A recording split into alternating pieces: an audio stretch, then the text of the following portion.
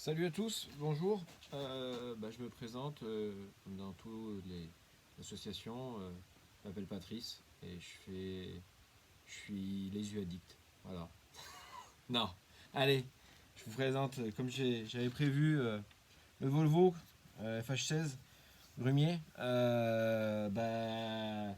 est pas mal, hein.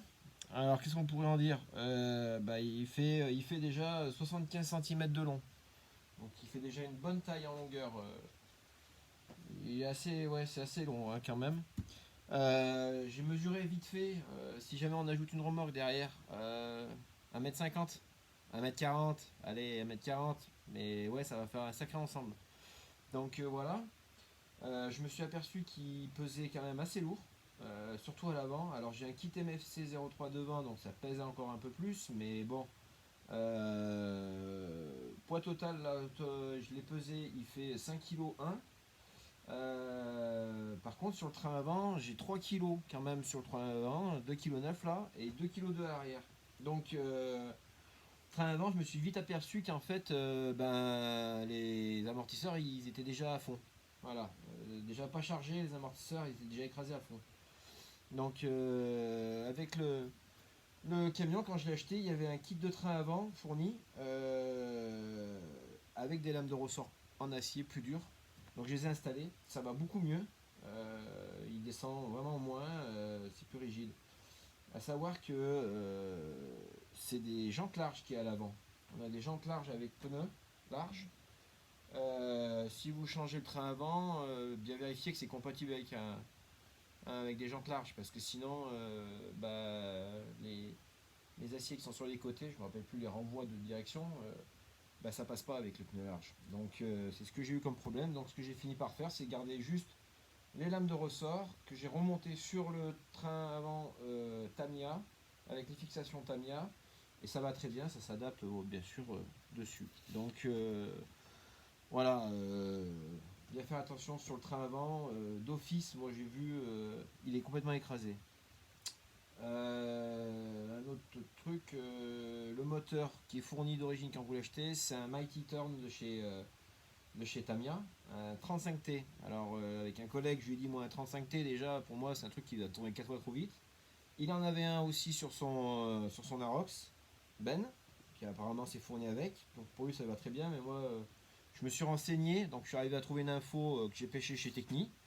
On m'annonce du 8000 tours minute le, le moteur. Donc pour moi c'est bien trop rapide encore par rapport à un Carson Launcher V2, un truc puller qui lui tourne à 5000.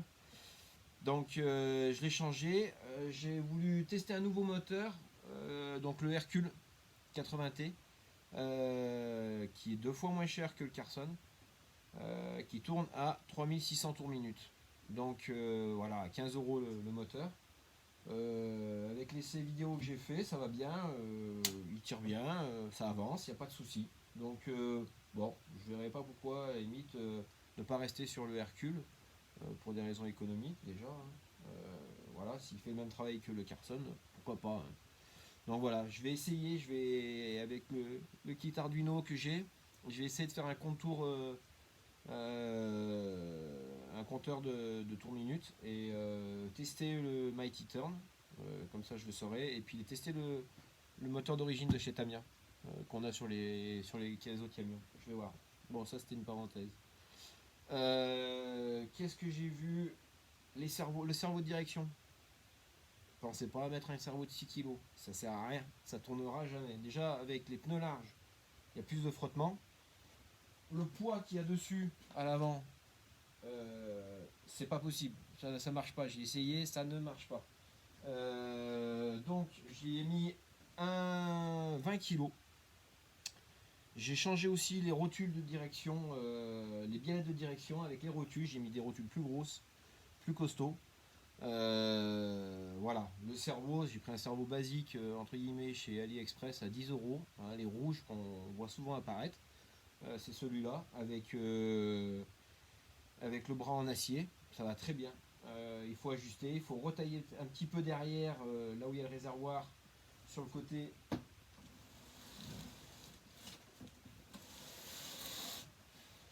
ici, il se trouve, donc il faut retailler un peu la plaque dessus pour que ça passe, mais sans plus, et ça se voit pas vraiment, c'est bien.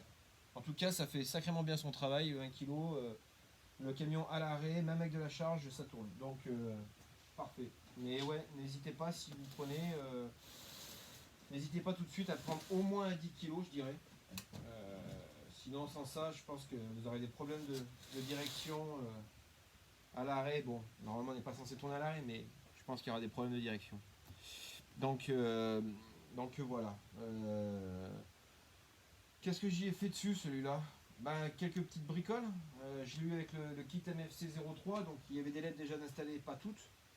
J'ai fini d'installer les LED qui étaient prévus pour l'arrière, qui vont sur les feux là à l'arrière.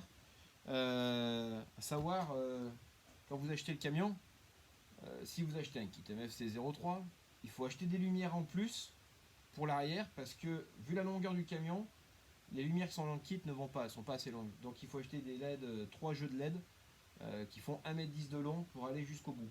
Ça c'est un truc à savoir, des fois avant d'acheter, vous allez vous retrouver, voilà, j'ai le camion et les LED c'est pas assez long, ils filent, sinon vous pouvez souder, hein, faire des petites soudures, mais bon, quand c'est bien, quand on veut y faire propre, on fait le fil qui va tout d'une ligne. Donc voilà.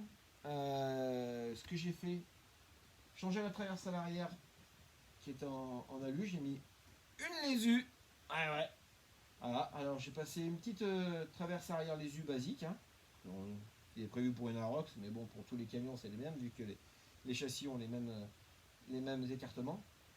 L'attelage arrière lésu, que j'ai rendu commandable, avec un micro-cerveau sur le côté, arrêt de gaine, câble, et puis je lui ai fait une petite patte, support pour faire l'arrêt de gaine, un petit ressort de rappel.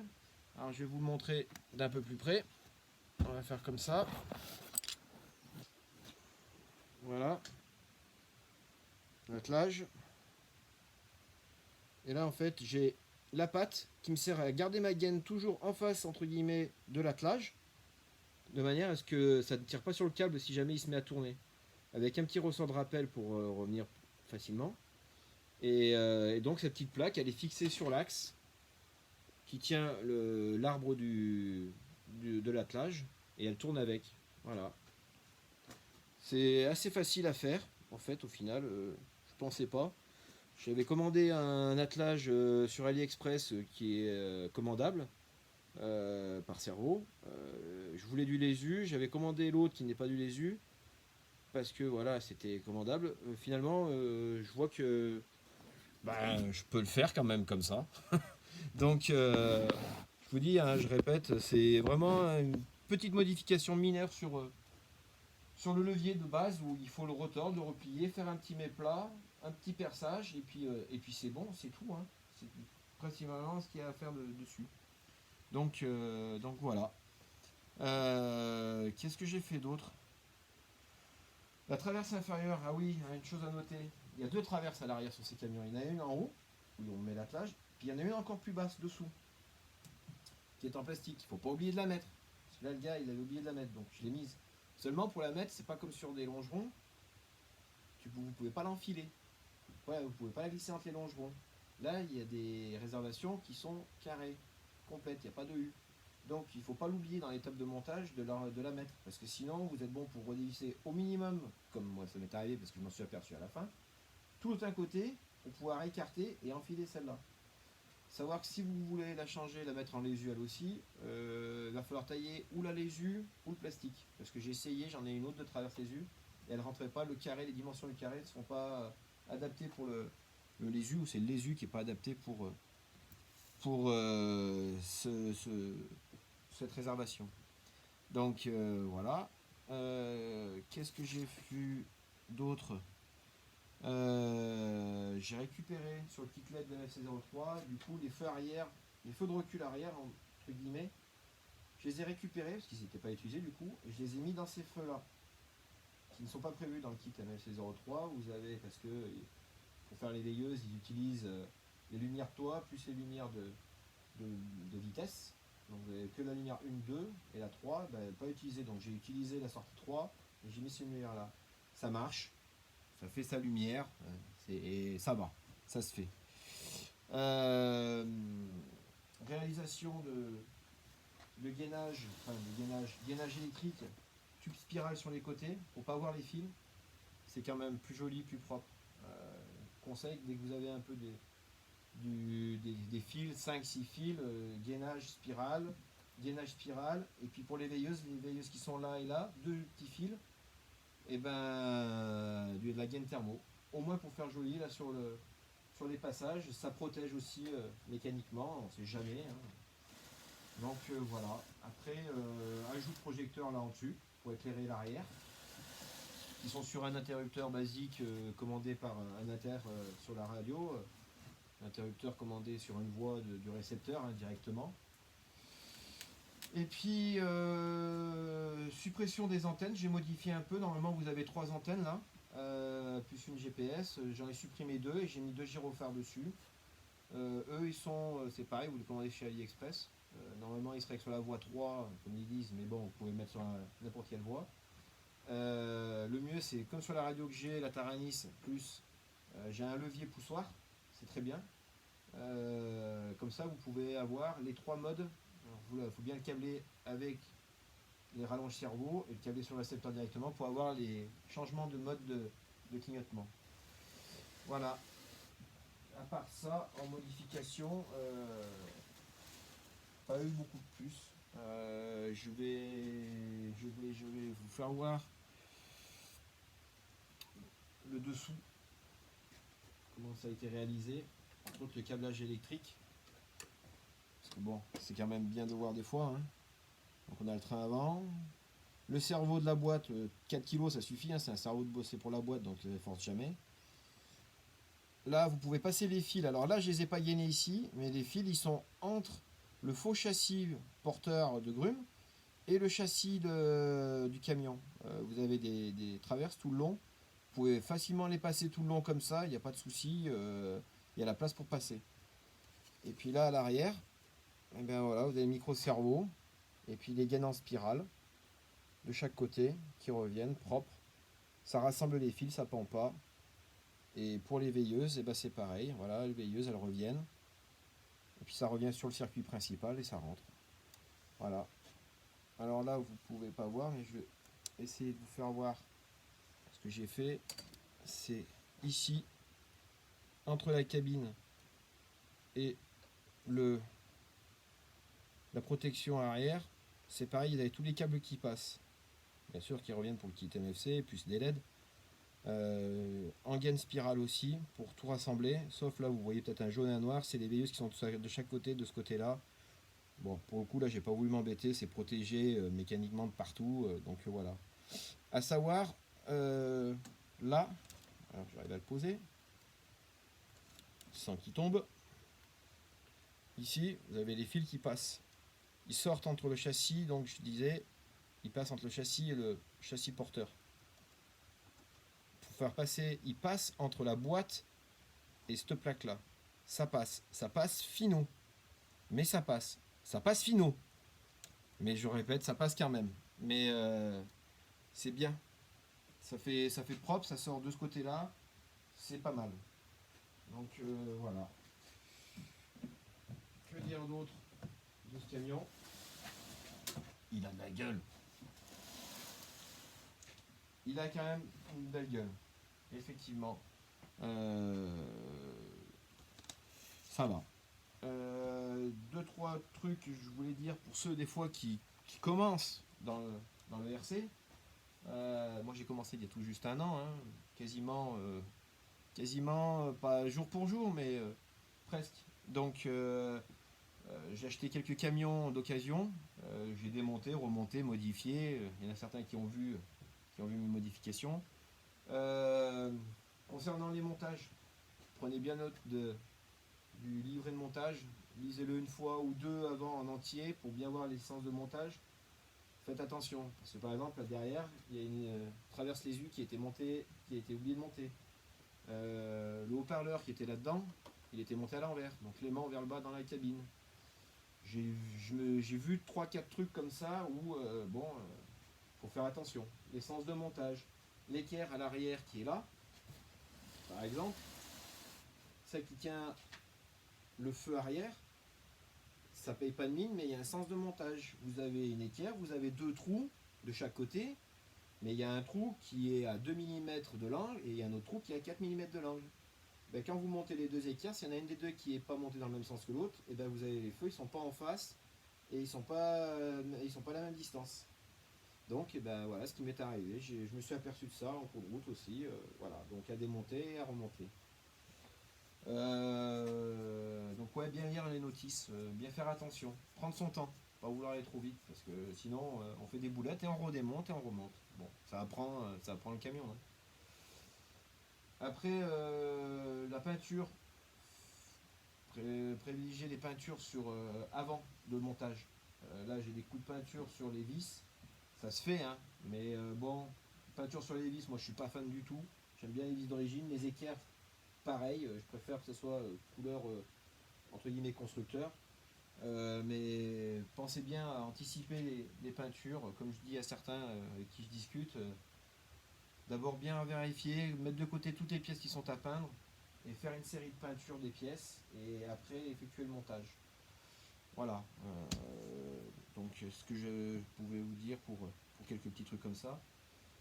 Et puis une autre chose, une dernière, ça concerne le frein filet que Tamiya fournit. Ils vous disent d'en mettre une goutte, mais une goutte, pas une goutte de cuillère à soupe, une goutte de micro-goutte. Là j'ai eu quelques surprises sur celui-là aussi où ben, je les mettrai en photo, je les ai plus là, je les ai balancés les vis, je les mettrai en photo avec la présentation, mais des vis M2 en 6 où on voyait plus le filetage quasiment. Donc rempli de frein filet. Quand c'est rempli de frein filet et que vous devez dévisser, c'est impossible parce qu'un jour ou l'autre, vraisemblablement, probablement, vous aurez à dévisser. Donc micro goutte. Moi, ce que je fais, c'est que je trempe juste vraiment le bout de la vis, le frein filet, et je mets dedans. Ça sert à rien. Des fois, je fais même différemment. Je mets la vis et je mets avec un pinceau une goutte de Loctite sur le filetage après avoir vissé. Juste entre la jonction entre l'écrou et la vis. C'est tout. Ça tremble pas non plus. Les 100 et des 1000. Donc voilà, parce que sinon vous allez avoir des surprises comme moi j'ai eu. J'ai fini par chauffer une vis au chalumeau pour arriver à enlever un écrou d'M3. Voilà. J'avais le petit chalumeau, j'ai cuit le Loctite, c'est parti. Mais voilà, une parenthèse sur le Loctite, faites attention, vraiment un petit peu, ça sert à rien de trop en mettre, ça se dévisse pas comme ça. Donc voilà, en gros, pour ce camion. Et puis pour quelques petits montages qu'il y a sur les camions divers et variés, hein, que ce soit Tamiya, Scale Club hashtag Chris, les U hashtag Arnaud, Patrice hashtag Banque de France. Donc voilà, jolie gueule, moi j'aime bien. Malheureusement je vais pas pouvoir le garder. Je dois m'en séparer, donc il sera mis en vente dans peu de temps. Ouais, je m'en reprendrai un, je pense. Jolie gueule de devant, la calandre jolie. Pour une fois, on voit pas à l'avant les deux vis ou des fois les charnières pour la cabine. Il n'y a que les deux vis BTR qui sont là en dessous pour le pare-choc, sinon le reste est caché, c'est pas mal. Une chose, c'est que la cabine sur ce modèle-là ne se bascule pas. Vous êtes obligé de l'enlever à chaque fois. Il n'y a pas de charnière, elle ne se bascule pas. C'est un système un peu comme les King Roller, il me semble, où vous l'emboîtez derrière, vous revenez, vous enquillez l'avant, et c'est bon, ça tient. Voilà ce que je pouvais en dire de ce Volvo, qui est pas mal. Jolie petite gueule. Je sais pas si on ferait pas une transformation en empirole de ce machin. À vous de voir. Voilà. Et ben voilà pour la présentation de ce Volvo, comme je l'avais promis. Il est sympa. Bon. Et ben écoutez, sur ce. Voilà, c'est fait. Le Volvo il est fini, monté, il tourne. Et ben maintenant, j'espère qu'il aura un propriétaire qui sera content de l'avoir. Mais un sacré camion. Voilà. Allez, à plus tout le monde, tchuss.